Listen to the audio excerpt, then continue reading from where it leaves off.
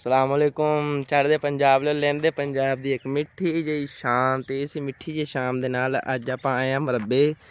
ਤੇ ਮਕਈ ਆਪਣੀ ਹੋ ਗਈ ਹੈ ਡੀ ਐਂਡ, ਤਕਰੀਬਨ ਥੋੜੀ ਜਿਹੀ ਰਹਿ ਗਈ ਕੋਈ 5 ਮਰਲੇ।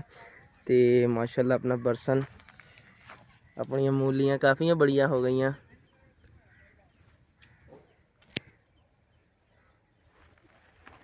ਤੁਹਾਨੂੰ ਦਿਖਾਉਂਦੇ ਆ ਕਿੰਨੂ। देखो किन्नू ने अपना कलर चेंज कर लिया, अपने बाग के किन्नुओं ने भी माशाल्लाह।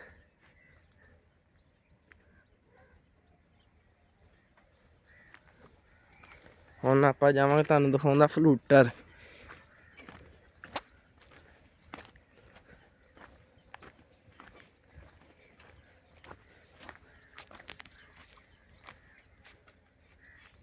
आ देखो जिहड़े आपां अपनी बट ते लाए सीगे मोल, माशाल्लाह काफ़ी खूबसूरत तोड़ सारे जिन्ने लगाए सी सारे ही शलजम मूलियां ते धनिया जिहड़ा सुक्का सीगा सारा ही उग पे।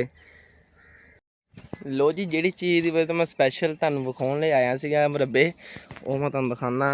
वो हैगे ने अपने फ्लूटर माशाल्लाह। आए हाय हाय, कलर चेक करो, एंड लैवल पक गए ने ये तकरीबन आलमोस्ट जिहड़े हैगे ने सारे।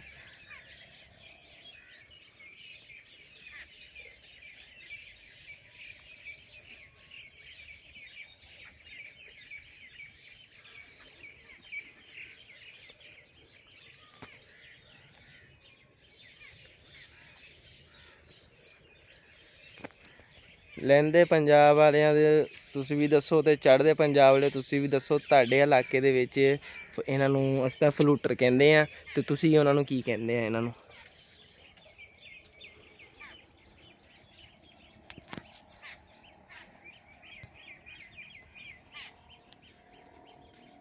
इंशाअल्लाह इस पहले नूं कल नूं तैयार करांगे, तो पीर वाले दिन इहदे विच कनक जिहड़ी शायद मे बी इस दफ़ा दी बुवाई करिए आपां बीजनी है सुक्की कनक बीजांगे। हुण काफ़ी सारे भाई जानने की कोशिश करते होणगे कि सुक्की कनक की हुंदी है। सुक्की कनक बेसिकली इनू सुहागा मार के, मतलब कि इनू दौर वगैरह लगा के ते एक जैसी करके इहदे उपर पानी लगा के ते जहर वगैरह लगा के ते छट्टा दे दिता जाता कनक का। इनू सुक्की कह देंगे। तो एक होंगी रोनी करके, मतलब जैसे बरसन वाली पैली है, ਇਹਦੇ ਵਿੱਚ ਹੀ अगर इनू हुण कनक का छट्टा दे के इनू बहाई दी करा दी जाए तो वो रोनी वाली कनक हो जाती है। आ सुक्की होंगी जी आप बीजनी है। लहंदे पंजाब की एक खूबसूरत ते मिठी जी शाम।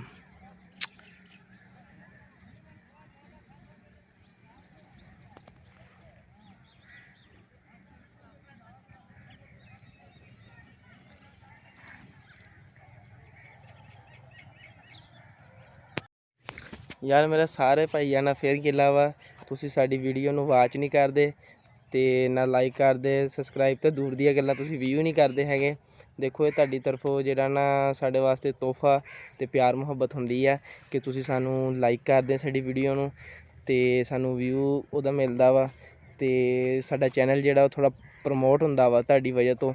तो काइंडली सबसक्राइब करो, लाइक करो, कमेंट करो, तो ज़्यादा व्यू करो, तो ज़्यादा अपने दोस्तों को शेयर करो। अल्लाह हाफिज़।